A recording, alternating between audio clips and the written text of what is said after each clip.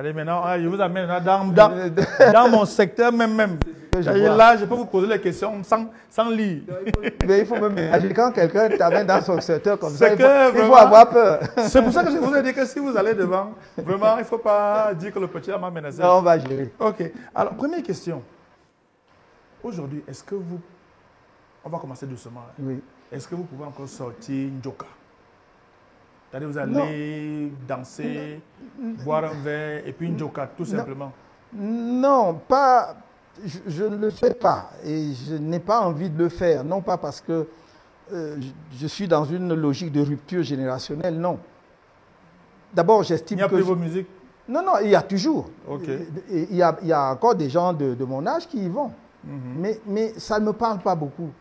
Et puis, franchement, le travail que nous faisons n'est pas petit. Hein. Ok. Ça vous occupe sérieusement. Il faut, parce que vous ne vous rendez pas compte de la vitesse avec laquelle on réagit. Ce n'est pas écrit, c'est quelque part. C'est quand ça sort que tu t'assois, tu dois concevoir. Voilà, et faire tout ça et traduire en anglais. Donc, ça absorbe suffisamment. Et Massa, le vieux père Kamto frappe fort cette fois.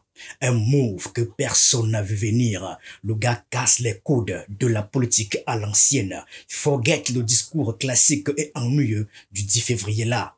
Pa Kamto décide de descendre de son nuage et de venir causer direct avec la jeunesse en mode open mic. Oui, pas de blague. Imagine seulement Maurice Kamto sur un plateau avec Valérie Ndongo, le comédien le plus sauce du pays.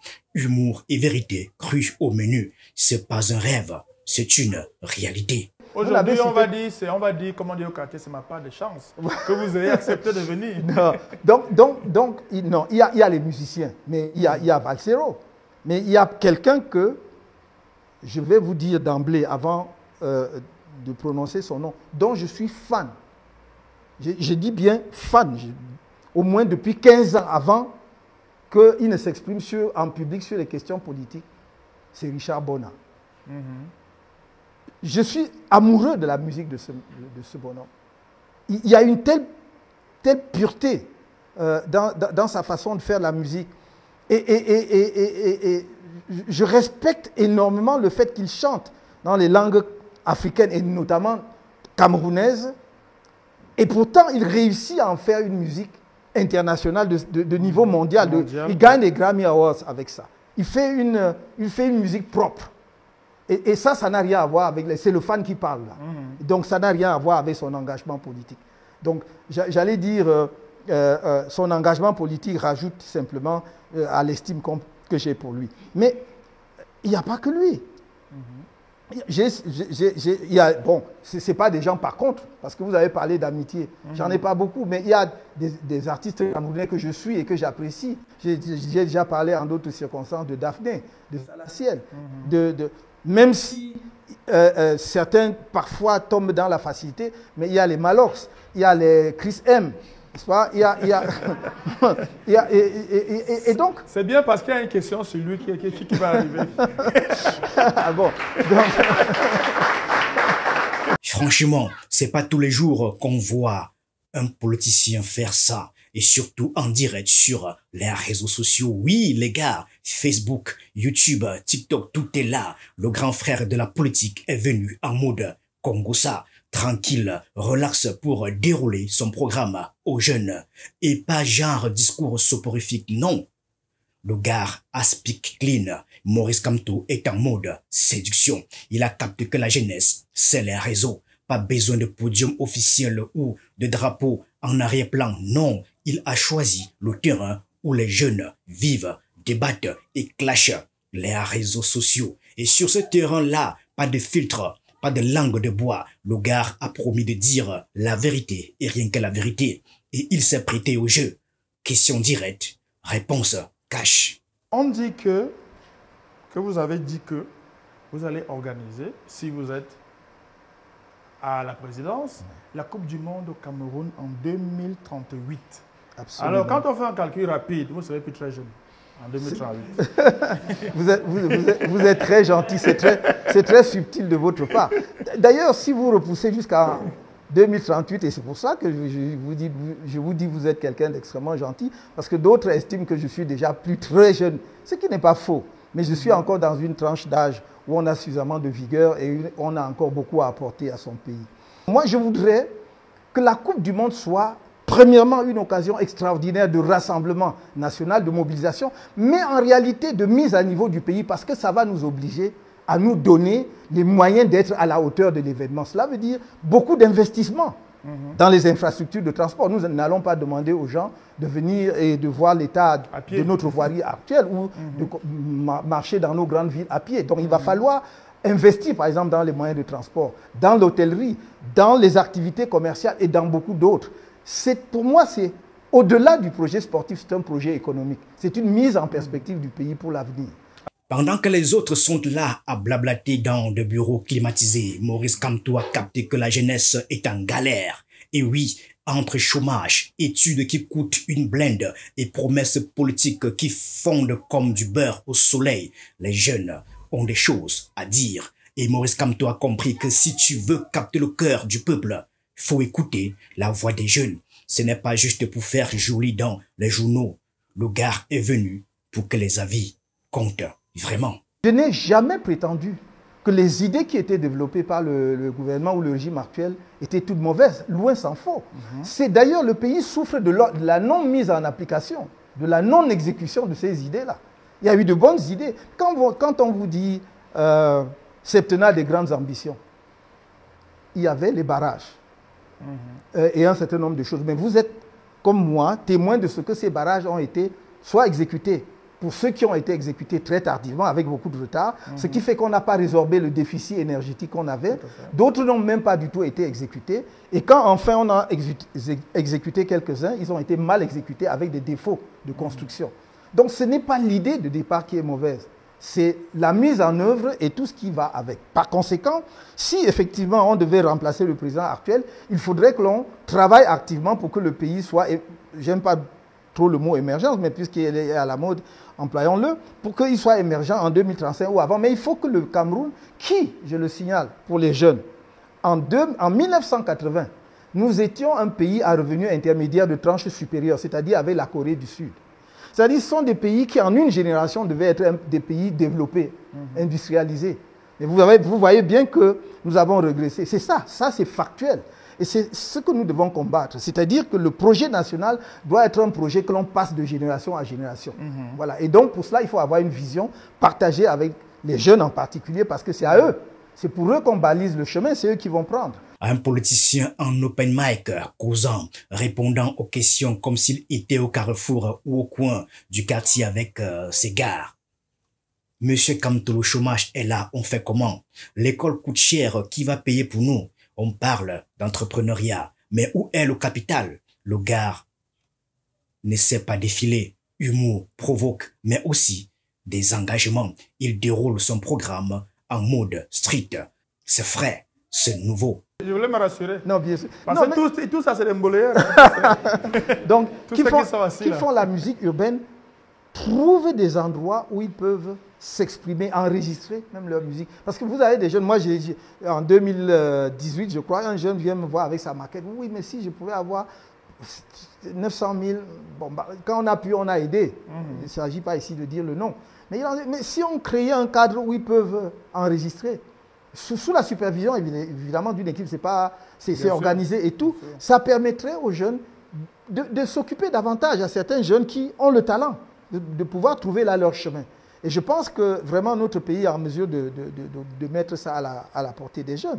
Donc j'ai cité ça, mais il y a, bon, je ne vais pas citer ce que tout le monde cite, c'est-à-dire faire des bibliothèques, refaire des salles de spectacle, un peu au niveau régional, parce que maintenant Yaoundé commence à avoir des salles de spectacle, mais on pourrait en avoir davantage, parce qu'il y a le palais des congrès, il y a le palais des sports. Bon, mais d'autres villes n'ont pas cette chance. Donc il faut effectivement doter d'autres villes de salles de spectacle de bon niveau, avec une bonne acoustique, où les jeunes peuvent effectivement amener les gens à écouter leur musique et à avoir envie de revenir ou d'acheter leur... Mais attention, cette stratégie fait jaser. D'un côté, les supporters crient au génie. Enfin, un politicien qui comprend la jeunesse, qui utilise nos coudes. Qui sait où nous trouver? Mais de l'autre côté, les sceptiques lèvent les sourcils. Ah, c'est juste du marketing politique, un coup de com' bien calculé pour choper des voix en 2025. On connaît les bails, non? La vérité est peut-être quelque part entre les deux, mais que tu sois dans le camp de supporters ou des sceptiques, on ne peut pas nier que c'est un move audacieux. Parce que franchement, combien de politiciens prennent le risque de se frotter à la jeunesse comme ça, en direct, sans filet? Et puis avouons-le, voir Maurice Kamto en mode chill avec Valérie Ndongo, c'est pas tous les jours. Le gars a même lâché des blagues et il a capté les codes des jeunes. Qui aurait cru ça? Peut-être que la politique camerounaise est en train de changer, peut-être que non, mais au moins ça fait parler. Et ça, c'est déjà un début. Kamto a mis le feu à la fête de la jeunesse 2025 et ça, on ne peut pas le nier. Parce que quand c'est le football, vous êtes tous motivés. Vous parlez avec beaucoup d'enthousiasme, mais vous ne vous appesantissez pas assez sur la culture pendant vos campagnes, quand vous défendez vos programmes. Et ça, le monde culturel vous regarde avec un œil. Merci de nous rappeler cela. Et si c'est vraiment le sentiment que vous avez, on va corriger. Mais franchement, en 2018, j'avais déjà quand même esquissé ces grandes idées. On va mettre davantage l'accent là-dessus. J'ai oublié, ce n'est pas un oubli, je voulais juste citer parmi les choses que j'aimerais qu'on mette en place dans notre pays, notamment justement pour le monde culturel, pour la jeunesse. En plus, parce que, vous savez, on ne peut qu'être d'accord parce que non seulement je soutiens la culture parce que j'aime la culture, j'ai beaucoup d'aspects de la culture, mais parce qu'en plus, ça participe effectivement à la richesse économique, oui, au développement d'un pays. Ça crée de l'argent. Pendant le talk show, Kamto n'a pas esquivé les sujets chauds qui font vibrer la jeunesse. Le gars savait que s'il voulait capter l'attention, il fallait toucher aux vraies douleurs. Et comme on dit chez nous, si tu veux gagner le cœur d'un gars, parle ce qui lui fait mal. Kamto, calme comme un boss, a reconnu que la galère est réelle, mais il n'a pas fait le type qui a des solutions magiques. Il a plutôt ouvert le débat. C'est ensemble qu'on va construire un Cameroun où vous aurez votre place. Ce genre de discours, ça a touché parce que souvent, les politiciens viennent avec leurs idées déjà toutes faites, sans écouter ceux qui vivent la souffrance au quotidien. Pas de langue de bois. Les gars ont dit ce qu'ils avaient sur le cœur. Kamto n'a pas joué au moraliste. Il a plutôt parlé des racines du problème. Le désespoir, l'absence d'opportunité, l'ennui. Quand un jeune a de l'espoir, il va pas se perdre dans ça. Les jeunes ont hoché la tête parce que c'est pas juste une question de morale. C'est une question de donner des perspectives.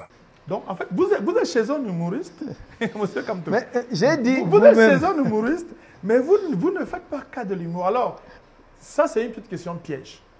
Donc là, je vais vous demander de citer 4 ou 5 humoristes camerounais vivants. Ah. Bon. Et je vous laisse citer Valérie Ndongo. Donc, oui. Ça veut dire que je vous aide. Voilà. Bien sûr, il y a Valérie Ndongo. Donc, il reste 3 ou 4. A... Là, l'acteur va mourir dans son film. Non, je cherche le nom parce que je connais. Comment il s'appelle? Je peux vous aider avec les références, si vous avez des références. Il y a le jeune là qui récitait mon propos devant le Conseil constitutionnel. Bon, vous pardonnerez que j'ai un petit faible pour lui. Oui. Comment il s'appelle encore? C'est pas Kaiser, non? Non, c'est pas Kaiser. Il y a Kaiser, bon voilà. Non, je vous ai aidé. Ah. Bon, mais Valérie, si je ne le connaissais pas, le nom ne me dirait rien. Donc je connais Kaiser. Et j'ai été à plein d'événements où Kaiser a presté. Il est époustouflant. Je me demande si c'est toujours le cas aujourd'hui, mais il bluffait tout le monde quand il arrivait en imitant le président de la République. Bon Dieu. Quel talent, quel vraisemblable, quelle justesse.